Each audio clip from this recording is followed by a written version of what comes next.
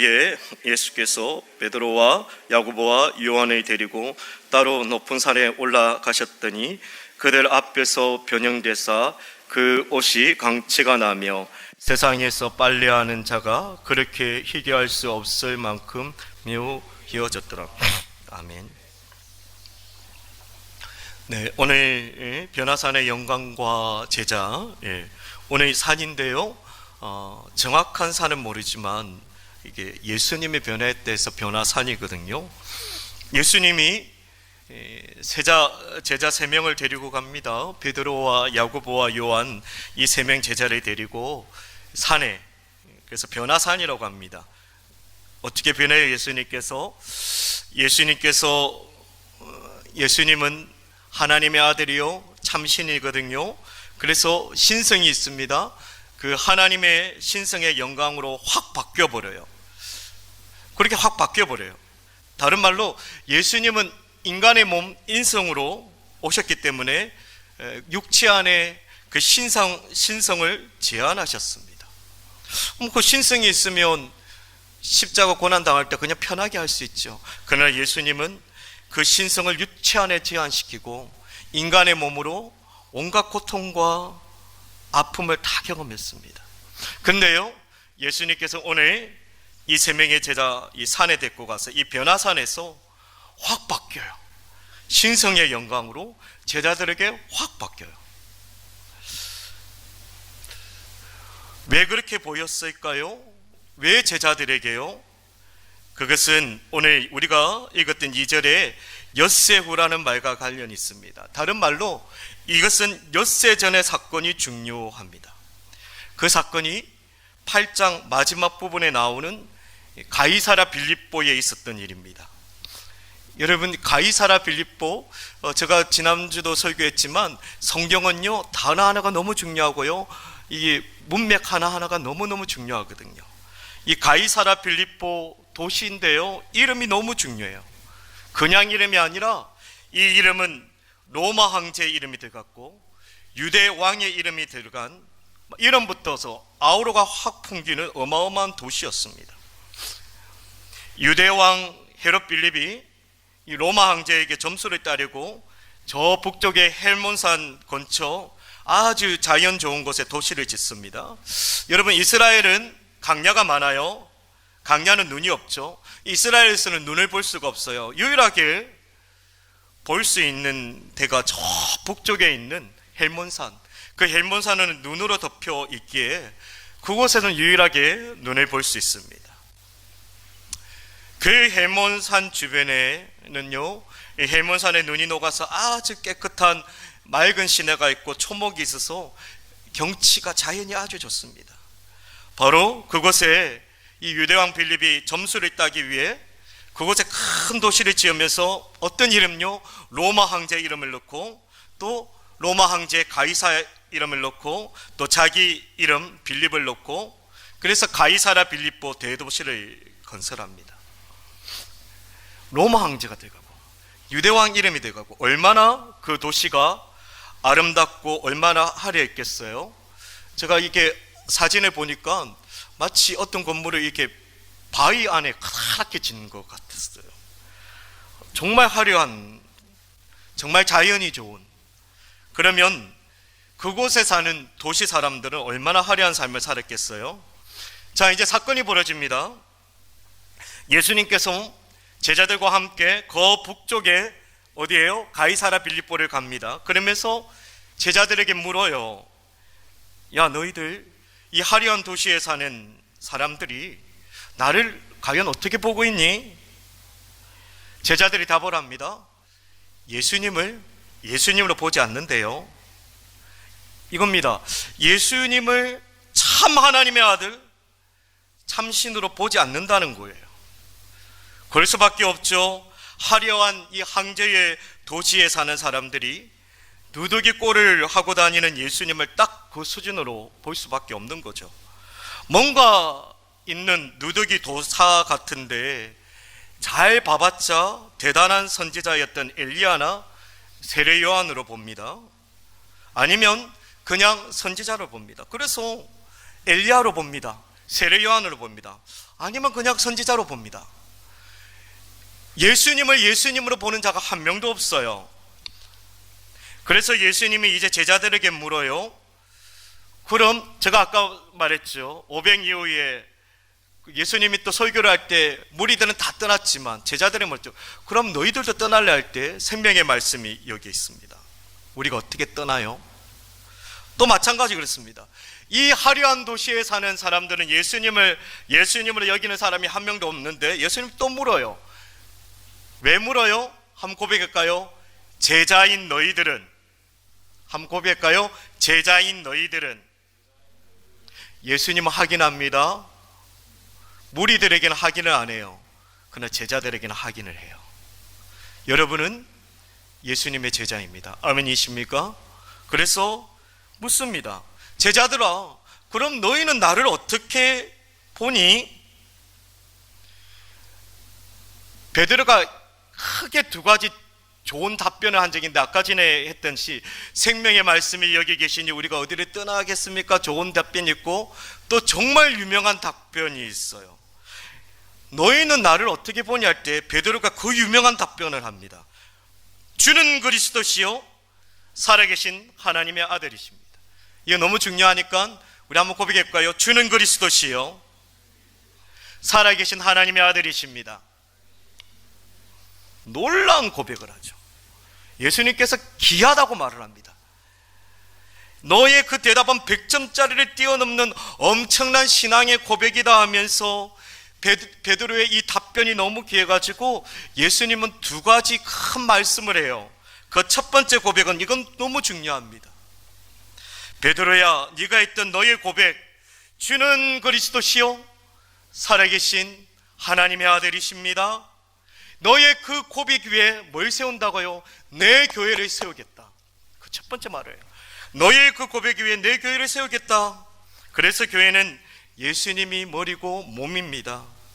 교회는 예수님은 그리스도시요 살아계신 하나님의 아들이십니다 고백하는 성도들이 그 고백대로 예수님을 그리스도요 예수님을 살아계신 하나님의 아들임을 보여주는 것이 어디라고요? 교회라는 것입니다. 그래서 교회는 예수님을 떠나서는, 그리고 교회는 주는 그리스도시요 살아계신 하나님의 아들입니다, 예수님에 대한 확고한 신앙 고백을 하는 이 성도들을 떠나서는 결코 교회가 될 수 없습니다. 너무 중요하기에 한 번 더 고백할까요? 주는 그리스도시요 살아계신 하나님의 아들이십니다. 그래서 우리는 영상 예배도 하지만 현장 예배를 하는 거예요. 왜요? 이 현장은 교회인 거예요. 주는 그리스도십니다. 살아계신 하나님의 아들이십니다. 그 예수님을 고백하는 성도인 여러분들이 모여있는 교회이기 때문에 이렇게 현장에서도 예배드리는 것입니다. 두 번째로, 첫 번째는 교회에 대해서 예수님 말했고요, 두 번째 하신 말씀은 베드로가 너무 귀한 고백을 하면서 예수님이 두 번째 했던 말이 이겁니다. 야, 제자들아, 나 이제 얼마 있지 않아서 십자가에 달려 죽을 거야. 제자들은 갑자기 멘붕에 빠집니다. 그래서 그렇게 말을 하죠. 베드로가 절대 그러면 안 됩니다 할 때 예수님이 칭찬했지만 예수님이 또 책망을 합니다. 사단아 떠나라 하면서. 항상 신앙은 조심해야 될 것 같아요. 칭찬받을 때 더 조심해야 될 것 같고. 그러면서 내가 십자가를 지는데 제자들이 멘붕이 빠지지만, 그러면서 예수님 뭐라 하냐면 제자인 너희들, 아까 말했죠. 제자인 너희는 무리가 아니라 너희는 제자야. 제자인 너희들은 나처럼 나의 십자가를 지고 쫓아야 된다. 그게 마가복음 8장 34절에 있는 말씀이에요. 우리 한번 마가복음 8장 34절을 한번 띄워주시고 우리 한번 이것을 읽겠습니다. 다 같이 읽겠습니다. 시작. 우리와 제자들을 불러 이르시되 아무든지 따라오거든 나를 쫓아올 것이니라. 네. 다시 말합니다. 제자들아, 나만 십자가를 지는 것이 아니라 제자인 너희들도 나처럼 나의 십자가를 지고 능력과 고난의 십자가를 지어야 된다. 그게 제자다. 그러면서 예수님이 고난의 십자가, 능력의 십자가를 지는 이 제자들에게 뭔가 주고 싶었어요. 여러분, 십자가를 지는 제자들에게 돈이 최고일까요? 명예가 최고일까요? 오늘 변화산을 그래서 데리고 가는 거예요. 변화산에서 제자들에게 돈을 주는 거 아니에요? 변화산에서 예수님께서 명예를 주는 게 아니에요. 변화산에서 예수님이 뭘 주느냐 하면 고백할까요? 하늘의 영광. 어떻게 해요? 예수님께서 인간의 몸을 벗으시고 신성이 충만한 모습으로 뭘 보여줘요? 하늘의 영광. 여러분, 십자가를 지는 자에게 최고의 은혜는요, 최고의 복은 하늘의 영광입니다. 그래서 이런 찬양이 있죠. 태산을 넘어 홍곡에 가도 그 후렴이 뭐예요? 하늘의 영광, 하늘의 영광, 나의 맘속에 차고도 넘쳐 알렐루야를 힘차게 불러 영원히 주를 찬양하리. 제자들은요, 어떤 제자요? 십자가를 지고 태산을 넘는 제자들에게는요, 하늘의 영광이 가장 귀한 복입니다. 여러분, 믿으시기를 바랍니다. 하늘의 영광, 하늘의 영광. 그래서 예수님이 그 산에서, 변화산에서 하늘의 영광으로, 그 신성으로 바뀌는 거예요. 그러면서 말을 합니다. 이제 두 가지로, 야 제자들아, 너희는 이제 두 가지로 나와 함께하면 내가 이렇게 신성의 이 하늘의 영광에 충만한 것처럼 너희들도 하늘의 영광으로 충만할 수 있다. 두 가지를 말했습니다. 그 첫 번째가 한번 고백할까요? 말씀. 제자들아, 말씀으로 나와 함께하면 하늘의 영광을 누릴 수 있다. 보세요, 예수님 바뀌어요. 옷이 변하고 영광의 강체가 빛나고요. 거기에서 갑자기 어떤 일이 벌어지나요? 예수님 확 바뀌면서 갑자기 예수님 좌우에 두 명의 사람이 등장해요. 구약의 인물 모세와 엘리야가 등장해요. 여러분, 구약의 많고 많은 인물 중에 왜 모세와 엘리야가 등장할까요? 이들은 아주 뭔가 중요한 것을 보여주는 인물이기 때문입니다. 바로 말씀입니다. 여러분, 모세는 뭘 보여줘요? 이 율법을 대표하는 사람입니다. 그래서 예수님이 바리새인들과 논쟁할 때 바리새인들이 무엇으로 논쟁한 거야? 다른 게 아니에요. 모세의 율법을 가지고 논쟁해요. 모세는 율법을 대표하는 인물이에요.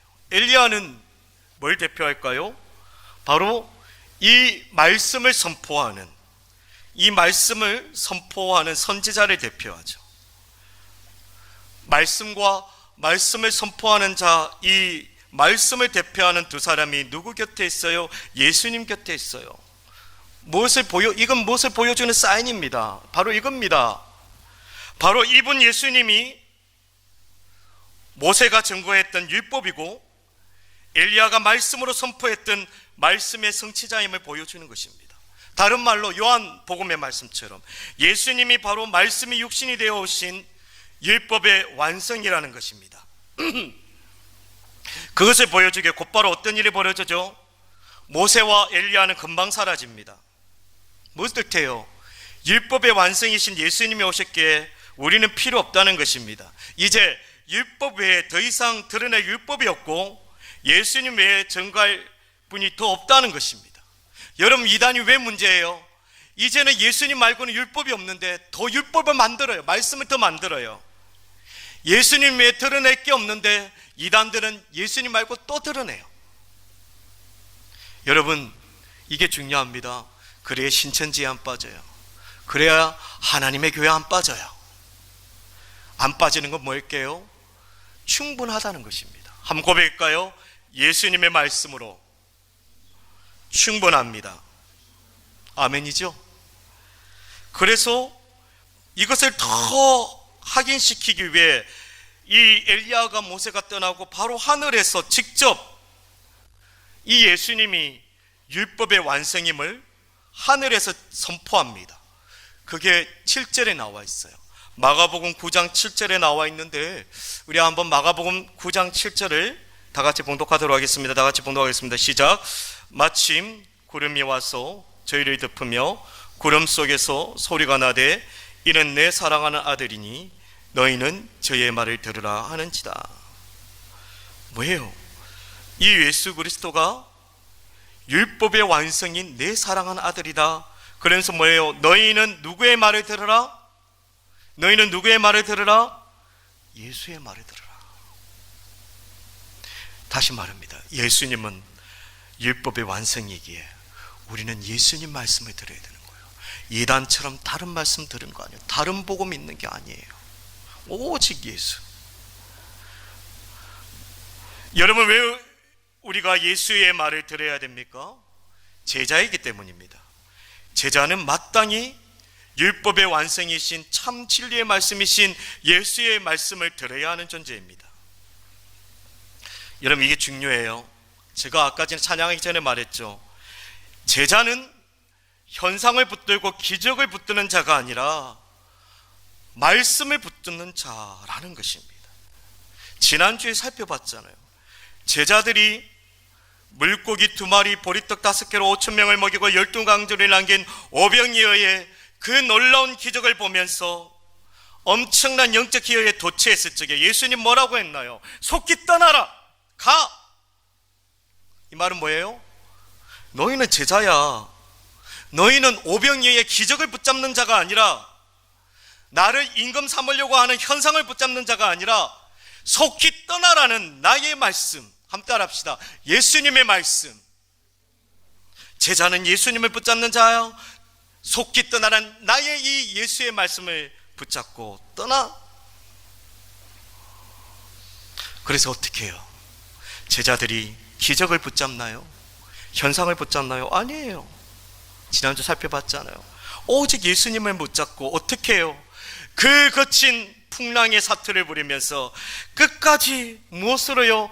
예수님의 그 말씀, 가라고 했던 그 말씀과 함께하죠. 그럴 때 예수님이 오셨고요, 풍랑이 잠잠케 하셨고요, 그런 주의 영광의 충만함을 경험합니다. 바로 이것입니다. 제자는 마땅히 예수님의 말씀을 듣고 붙잡으면서 예수님과 함께하는 자입니다. 그러면 하늘의 영광이 충만해졌습니다. 오늘 변화산 사건이 이것을 보여줍니다. 네, 여러분, 변화산에 거하는 예수님 이 땅에 거하지 않아요. 변화산에 있는 그 이스라엘, 우리 갈 수도 없어요. 가기도 어려워요. 어떻게 예수님의 말씀을 들을 수 있죠? 어떻게 해서 하늘에서 선포된 너희는 내 사랑하는 아들 예수의 말씀을 들으라, 어떻게 들을 수 있죠? 답이 있습니다. 이 변화산의 영광스러운 광경을 생생히 목도한 베드로가 나중에 그 해답을 제시합니다. 바로 베드로가 베드로후서를 기록하면서 1장 18절에서 20절에 그 답을 말하는데요. 우리 베드로후서 1장 18절에서 20절을 우리 한번 다 같이 봉독하면 좋겠습니다. 다 같이 봉독하겠습니다. 시작. 이 소리는 우리가 저와 함께 거룩한 산에 있을 때에 하늘로서 나옴을 들은 것이라. 또 우리에게 더 확실한 예언이 있어 어두운 데 비치는 등불 같으니 날이 새어 샛별이 너희 마음에 떠오르게 하지 너희가 이것을 주의하는 것이 가하니라. 먼저 알 것은 경의 모든 예언은 사사로이 풀 것이 아니니. 네. 지금 이 말이 뭐냐면 베드로가 베드로후서를 기억하면서 옛날에 아주 오래전에 예수님과 함께 변화산에 있었던 이것을 다시 한번 덜쳐내는 거예요. 18절에 나오는 거룩한 산은 바로 변화산에 예수님과 함께 있었던 사건입니다. 베드로가 변화산에서 오늘 본문의 사건이었던 하늘의 소리, 그 하늘에 내 아들의 음성을 들으라, 이 소리 들었죠. 그 장엄하고 심령을 강탈하는 그 소리를 들었죠. 근데 베드로가 뭐라고 정리해요? 그것보다 하늘에서 울렸던, 변화산에서 울렸던 그 하늘의 음성보다 더 확실한 음성이 있다, 더 확실한 예언이 있다. 더 확실한 예언이 있는데, 그래서 어두운 데 비치는 등불 같다고 했는데, 그게 뭐라고 해요? 20절에 다시 한번 띄워드릴래요? 네. 20절에 그겁니다. 하늘에서 변화산에 올렸던 그 음성보다 더 확실한 예언이 바로 20절에 나온, 한번 따라할까요? 경. 다른 말로 뭘까요? 성경이라는 거예요. 베드로가 말합니다. 야, 너희들아, 내가 경험했던 변화산의 현장보다 더 생생한 하나님의 음성이 있다. 더 확실한 울림이 우리에게 있다. 그게 뭐라고요? 성경이라는 거예요. 성경. 그래서 성경을 통해 예수님 말씀을 잘 듣고 붙잡으면 변화산보다 더 충만한 하늘의 영광을, 저는 그 하늘의 영광을 다른 말로 임재라고 합니다. 주님과 함께하는, 우리 아까 주제곡 배웠죠. 주님과 함께하는, 그게 임재잖아요. 그 임재의 하늘의 영광을 경험할 수가 있는 것입니다. 성경을 통해 주님의 영광이 함께한다면, 다른 말로 제자 너희들이 나의 십자가를 질 수 있다, 승리할 수 있다. 여러분, 십자가는 아무나 지는 게 아닙니다. 아무나 지려고 하면 판판이 쓰러져요. 그러나 뭘까요? 말씀으로 주님과 함께 지면 그 십자가를 질 수 있습니다. 아멘이십니까? 저는 목회를 뒤늦게 했어요. 그냥 언제 한번 간증하겠지만, 마치 너무 갑자기 뒤늦게 이 목회를 하면서 막상 어떻게 해야 될지 막막했어요. 그래서 이제 새벽 기도를 하면서, 기도하면서, 하나님, 제가 이제 목회를 가는데, 제가 정말 목회를 하면서 제가 붙잡아야 될 분명한 말씀을 오늘 좀 들려주세요. 그렇게 구했습니다. 그때 새벽 기도 때 목사님께서 설교하는데 에베소서 6장 19절의 말씀이었어요. 이런 말씀이었어요. 내게 말씀해 주사 나로 입을 열어 복음의 비밀을 담대히 알리게 하소서. 전율을 느꼈습니다. 목회자인 나에게 가장 합당한 말씀, 내게 말씀을 주사 나로 입을 열어 복음의 비밀을 담대히 알리게 하소서. 말씀으로 목회하는 말씀 사역자에게 가장 합당한 말씀을 주셨기에 저는 전율을 느낍니다. 수십 년이 지났거든요. 거의 15년 넘게 지났거든요. 그렇게 세월이 흘러도 저는 목회가 힘들 때마다, 또 목회가 해이해질 때마다 무엇을 붙들어요? 이 말씀을 붙잡습니다. 내게 말씀해 주사 나로 입을 열어 복음의 비밀을 담대히 알리게 하소서. 그러면서 주님과 함께 하려고 해요. 여러분도 성경을 열어 말씀을 붙잡고 주님과 함께 하면서 놀라운 주님의 영광을, 하늘의 영광을 풍성히 누릴 것입니다. 여러분, 이것을 굳게 믿고 더욱 말씀으로 주와 함께 할 수 있기를 주님의 이름으로 축복합니다. 첫 번째는 말씀이었죠. 두 번째는 어떻게 우리가 주님과 함께 한다고요? 한번 고백해 볼까요? 사랑으로 주님과 함께 한다. 이것은요, 지난주와 똑같은 주제입니다. 너희 제자들이냐? 제자들은 은혜의 추수만 있으면 안 된다. 진짜 사랑한다면, 진짜 산다한다면 저 거친 세상으로 가야 된다. 9절 말씀입니다. 9절 말씀처럼 너희가 정말 사랑한다면, 제자라면 변화산에 이 은혜의 자리에 있는 것이 아니라 변화산에서 내려와야 된다. 여러분, 변화산은 예수님의 신성의 영광이 충만한 은혜의 초소입니다.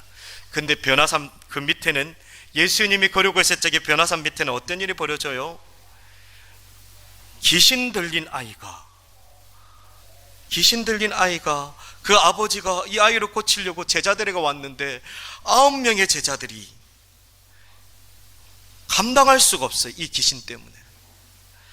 이 앞전에 예수님께서 전도 훈련을 시키면서 이 바로 앞전에 이 제자들이 귀신을 쫓아내고 병 고치는 권능을 얻었고 그런 경험이 있어서 자신감이 있었는데, 이 9명이 이 아이 귀신 하나 감당할 수가 없어요. 예수님의 변화산에서는 하늘의 영광이 충만한데 그 시간에 변화산 밑에는 지금 귀신의 악령이 충만해요. 치열한 영적 싸움에서 이 9명의 제자들이 자신의 무능을, 그 절망감을 뼈저리게 느끼는 절망의 행정입니다.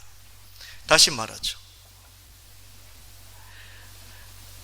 예수님의 그 은혜가 충만한 산과 너무 대조되는 자리예요.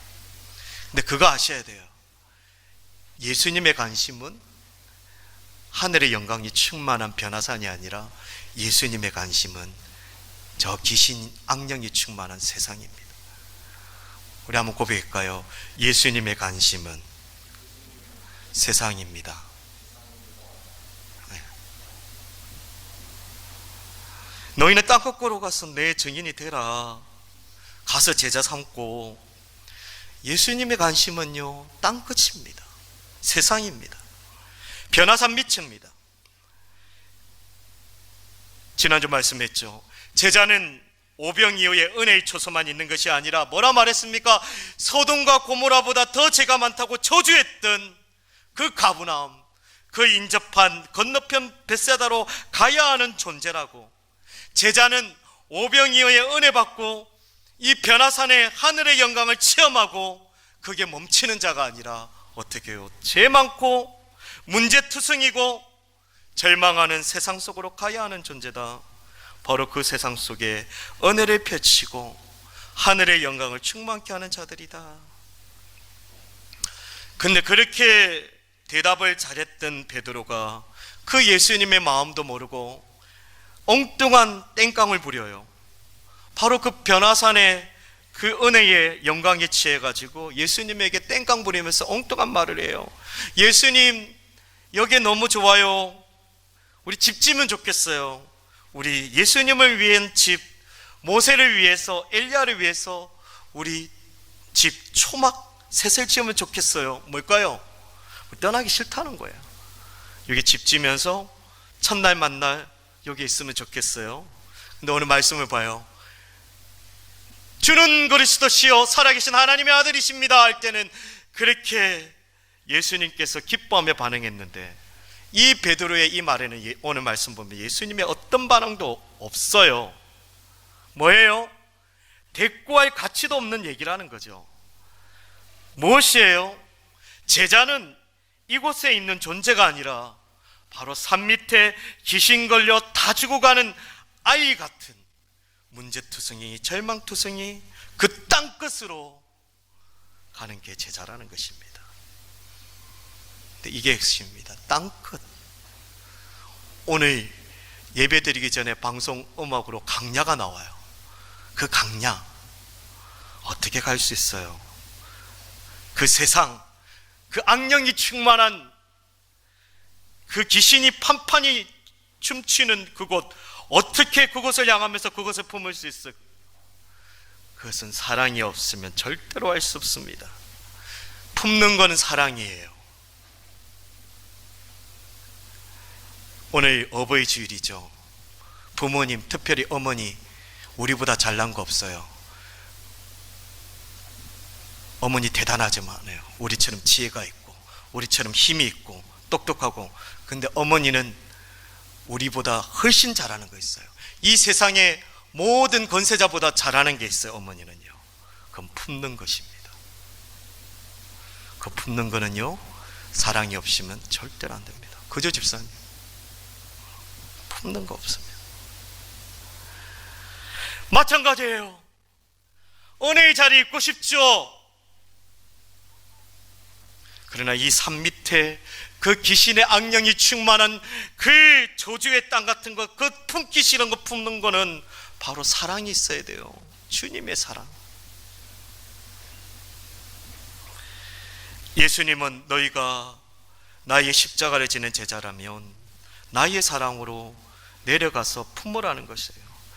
내가 너희와 함께하고 그 문제투성이, 아픔투성이, 절망투성이 나의 사랑으로 품으면 내가 이 변화산처럼 하늘의 영광에서도 이 하늘의 영광을, 산위만 아니라 그 산 밑에 그 추악한 악령이 충만한 그 문제투성이 그곳에서도 내가 이 하늘의 영광을 주께 너가 제자라면 말이야.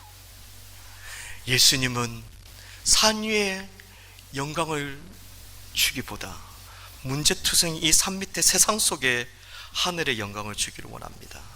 왜요? 주님의 사랑은 변화입니다. 예수님의 첫 번째 표적이 뭐예요? 그냥 물이 아니에요. 그냥 꼬죽물인데 무엇으로 바꿨어요? 향내나는 1등급 포도주로 바꿨던 것처럼 예수님의 사랑은 변화시킵니다. 보라, 이전 것은 지나갔으니 보라, 한번 고백할까요? 새 것이 되었도다. 네, 주님의 사랑으로 새 것으로 변화시키는 것. 경상북도 구미에 있었던 일입니다. 아주 전도에 힘쓰는 집사님 한 분이 산을 등산하고 있는데 그때 저쪽에 스님 한 분이 절을 짓고 있었어요. 근데 갑자기 하나님께서 그런 하나님의 음성과 같은 부담감을 주는 거예요. 저 절에 가서 저 스님에게 전도하라. 절에 어떻게, 스님에게 어떻게, 하나님 너무 부담돼서 어떻게 절에 가서 스님에게 전도를 해요. 근데 하나님이 계속 가라 부담감을 주니까 갔어요. 150평 정도 되는 크지 않은 절인데 일하고 있는 스님에게 전도지를 전하면서 예수 믿으세요 전도했습니다. 당연히 거친 반응이 일어났겠죠. 그래도 어를 위해 핍박받는다 하면서 그렇게 핍박받고 내려갔어요. 근데 문제는 다음날 이분은 매일매일 기도하는데 다음날 기도할 때 또 하나님께서 그런 부담감을 주는 거예요. 너 오늘 또 저기 산에 올라가가지고 그 스님에게 전도해. 자꾸 또 부담감을 주니까 또 갔어요. 또 퇴짜 맞았겠죠. 다음날 또 기도하니까 또 가라는 거예요. 계속 그래서 갔어요. 계속. 이제 자꾸 핍박을 당해도 이제는 무감각해져가지고 가게 됐어요. 근데 어느 날 이런 일이 있었습니다. 이 스님이 병원에서 도저히 손쓸 수 없다는 암 진단을 받게 되는 거예요. 스님은 매일 불공을 드렸는데 아무 소용이, 아무 진전이 없었어요. 어떻게 해요? 지푸라기라도 잡는 심정으로 결국 그 집사님이 이렇게 외쳤던 예수님을 영접합니다. 중요하고 놀랍게도 병고침을 받아요. 이 스님은 하나님의 은혜에 너무 고마워서 이제 하나님께 자신의 것을 다 바치고 싶어요. 어떻게 하냐면 자신이 지은 절과 그 땅을 하나님께 바쳤습니다. 그래서 그 스님이 있었던 150평 절이 그 교회 기도원으로 바뀌었습니다. 근데 참 제가 말한 게 이거예요. 그 절 이름이 뭐냐면 그 절 이름이 보리암이에요. 보리암. 절 이름 보면 그런 보리암 이런 것들이 많겠죠. 근데 교회가 그 절이 기도원으로 바뀌었잖아요. 그래서 이름을 이렇게 바뀌었어요. 보리암에 그 앞에 갈자를 하나 붙였어요. 뭐가 돼요? 갈보리가 돼요. 갈보리. 보리암이 예수님께서 십자가를 지기 위해 갈보리 언덕에서 기도한 거죠. 갈보리. 보리암절이 정말 예수님께서 기도하셨던 이 십자가를 지셨던 갈보리 기도원으로 바뀌었어요. 뭘까요? 그것은 바로 주님의 사랑으로 포기하지 않는, 난 그럴까? 하나님 전 못하겠어요. 그렇지만 주님의 사랑으로 하나님의 그 부담스러운 음성에 순종했던 이 한 집사님의 집요하고도 뜨거운 사랑이 있었기에 보리암이 갈보리로 바뀌는 거예요. 주님의 사랑말이 보리암을 갈보리로 변화시키는 참된 변화가 있어요. 그래서 주님은 이 시대의 제자인 우리를 바로 세상에 보냅니다. 또 눈물 흘려야 되고 또 씨름해야 되는 문제의 연장. 그러나 말씀과 사랑으로 주님과 함께 간다면 분명히 약속하십니다.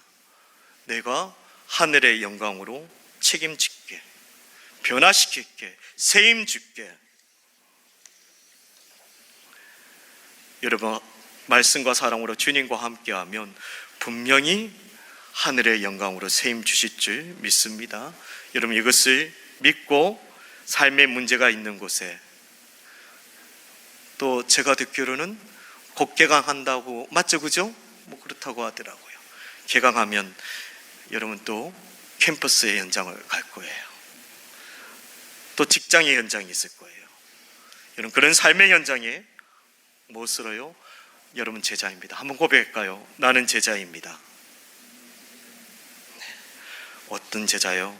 말씀과 사랑으로 주님과 함께하는 제자. 그래서 주의 영광을 채워나가는 저와 여러분 될 수 있기를 주님의 이름으로 축복합니다. 우리 한번